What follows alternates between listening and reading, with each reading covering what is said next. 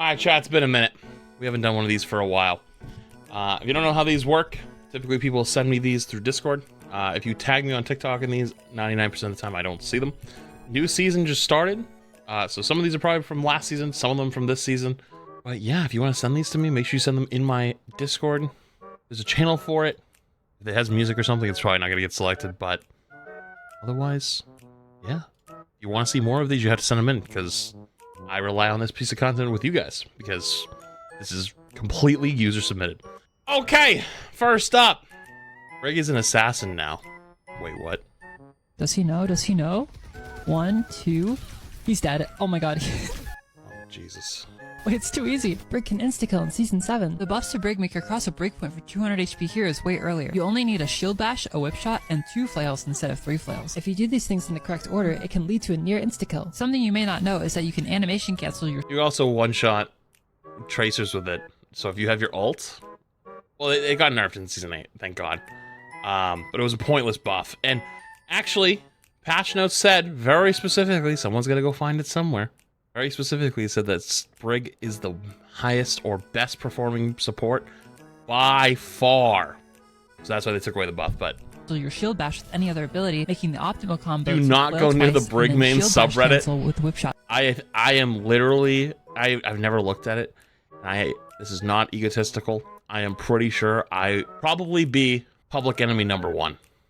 For the kill. Also try to shield bash cancel right after your second flail hits. One less flail may not seem like much, but with how much healing there is in the game, it can be the difference between getting the kill or not. Rally to me! God damn. Thank God they reverted that small buff. I know it's small and people are like, oh my god, it's only 10 damage. That's how we have power creep. Anyways, next, what do we got? Oh god, this account's name is Mercy on Top. I'm scared. I'm actually petrified. Oh, they're playing Ryan. Oh, this has got to be good.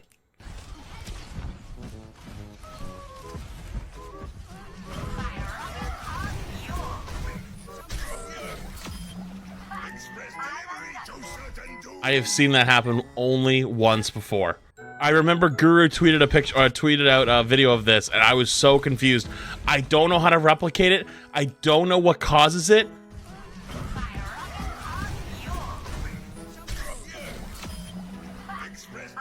I love how, like, the second he bounced up, you heard the limb noise, almost like it was like Super Mario bouncing off his head.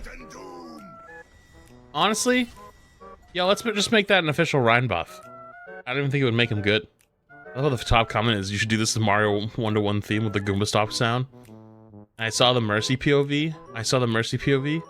The robots all say in unison, oh my Jesus Christ. Oh my god. Why is that so funny? Oh man. Okay, next. Watch this clip and guess the rank before the timer's up. Hang on. Okay, hang on. 29,000 damage, 16k. That means it's a Mercy pocketed soldier. Ice for things if I gift is appreciated. Obviously, it's a team that's just getting completely stomped. All right, I have a good idea.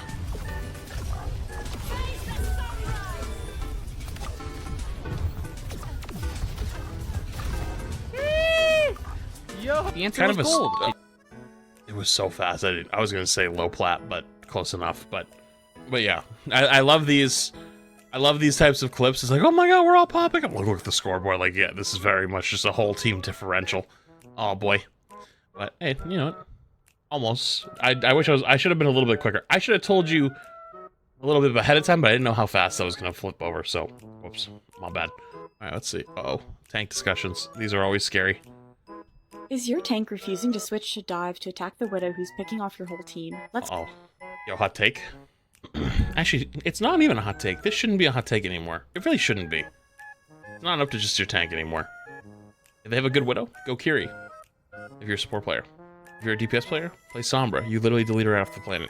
If you can't beat a Widow on Sombra, unless they're getting double pocketed, I'm sorry, you just don't know how to play Sombra. But other than that, there's very easy ways to solve a lot of these problems nowadays. Oh yeah. Let's talk about the importance of team compositions to win your games and rank up. It's Support Bootcamp Day 10. Let's get out of bronze. There are 3 types of team comps in Overwatch 2. The most commonly known comp is Dive, which is characterized by high mobility and movement. The second comp is Poke, which involves shooting the enemy team and baiting out their resources. This is what you may envision if you think of Ram, Ashe, and Soldier. The final comp is... Ram is not in that category. That's Sigma, but so far so good. Brawl, which is when you play up close and try to kill the enemies before they are able to kill you. This is classic That's where Ram goes.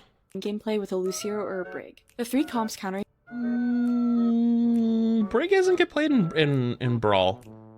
Not really, unless it's Lucio and Brig in that weird Junker Queen meta. But typically Brig's not that good in Brawl.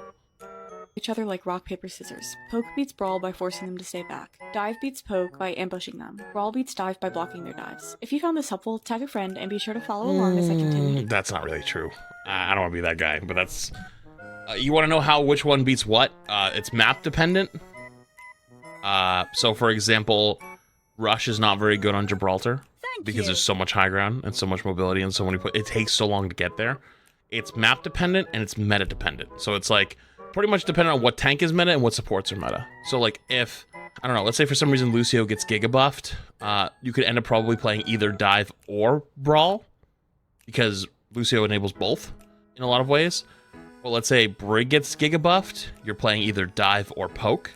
Let's say Ana gets giga buffed, you could end up playing actually all 3 for Ana. Let's say Rein get giga buffed, you're definitely playing Brawl. Again, it's more map dependent. There is no rock, paper, scissors for comps, realistically. It's kind of map dependent, so I disagree with this one. I'm not with you on that one. All right, let's go. Oh, it's another one from this person. Why won't the hit scan kill the pharmacy? Switching to hit scan does nothing if they can't aim. Send this to that one friend whose aim is doggy doo-doo. Oh, and it's support Camp Day 12, so let's get out of bronze. Aim is crucial for pretty much any support hero besides Moira, so here are a few different custom codes to practice your aim before every comp game. One of the most widely loved aim training custom modes in the Overwatch 2 community is Vaxta. It has multiple modes to exercise your aim. 6CJXR1 allows you to practice vertical. I know a lot of people who do this. Vertical movement abilities and do like tons of movement training or aim training and whatnot. I'm gonna keep it real with you, dude. Honestly, in my personal opinion, if you truly want to aim practice, just play tons of quick play. Just play tons of quick play. That's what I've been doing recently. So like, for those who don't know, like when there's like really, really long drop streams and stuff like that, I can only play comp for so long because comp, I just lose my mind. Plus, there's a new comp season coming in season, or comp system coming in season 9. So who cares, right? Like, we are making great progress. I just don't have I have zero motivation to play in current comp system. What's the point? It's going away anyways, right? So I just play tons of quick play, and like since I've been playing a ton of quick play on like DPS support, whatever, like my aim has improved significantly. And genuinely, like that's what this is. Like this is more of like a hyper-focused version of practice, but you also don't have high pressure situations. So like there's a classic saying or like known thing in like really, really high level play of the scariest Widowmakers are the plat Widowmakers in headshot only lobbies. Because you could be a GM Widow or a top 500 Widow and you join a top 500 Widow headshot only lobby and start getting absolutely rolled by some plat player because that's literally all they play all day long. There's one thing they know how to do, and it's to shoot another Widow in the head. But if you play any other character on any other map or any other situation, they just get rolled. And they sit in the front line, they just don't know how to position. And like, great, they're good at killing other Widows. They can't do anything else. That's why they're in plat. So this is like kinda is a really cool premise that simulates gameplay on Junkertown with bots. Kind of works with it. Oh, this one is. I've never heard of this one, but my favorite custom either way, just play quick play. You know, down GPYHG. It's me. I'm the plat Widow. Cap. Okay, thank you. It's made by iOS and uses a combination of desensitization and progressive overload to train your aim. You can check out their content on it, but it progressively increases the difficulty based on your performance to help you focus acutely on your aim. A helpful tip that I'll leave you with is don't worry too much about going fast. Practice your aim and let it become muscle memory. If you found this helpful, be sure to follow for more Overwatch content and look out for when I go live. That is true. That is actually true. To like not try to like replicate super high level people and like go super fast. Like take your time. Like you got to work up to it. Just like with anything in life. Oh my good lord, that is loud. Holy shit. Here are the top 3 hardest heroes to play in Overwatch according to Game Rant. At number 3, we According to Game Rant? What the hell is that?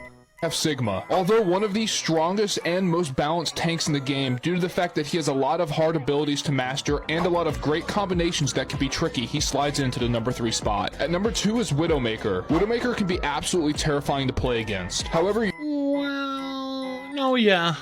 Yeah, sure. You have to hit your shots, and the fact that she can't one-shot super far anymore is a huge loss, along with her HP debuff. So number 1's Tracer, right? With all this being said, she slides in at the number 2 spot. And at number 1, the hardest hero to play in Overwatch 2 is Tracer. Due to her low health and her tricky abilities that can be extremely difficult to master, along with having an ult that is extremely difficult to get kills with, she slides into the number 1 spot as the hardest hero to play. Comment down below if you agree or not. Yeah, that's actually pretty spot on. There's some arguments for other ones, I guess. Who else is really, really hard? Bap? To really fully be good at him, like actually do everything you need to do to be good at Bap. Bap can be kind of difficult. Ball can be. Doom can be. And Tracer, yeah, Tracer would. Tracer's the big one though. Why people suddenly decided supports are OP? Oh boy, here we go. Why have people suddenly decided that supports are OP? They're literally not anyway SMH.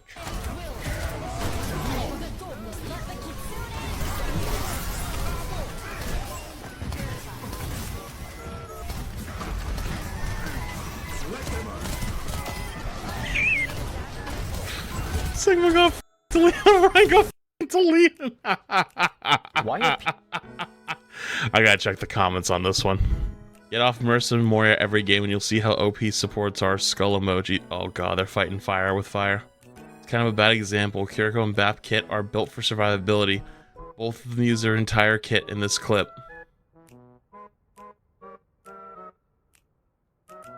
Supports are supporting it, the team. What? Mind blown emoji. That's called teamwork.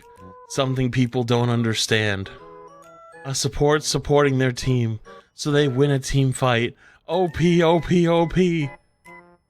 Crazy his immortality field did exactly what it was made to do. Save from deadly ults. Skull emoji. Dude, there has been irreparable damage done to casual players from TikTok.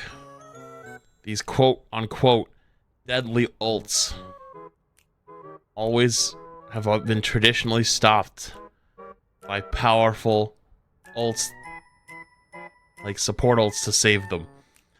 Lucio beat Transcendence.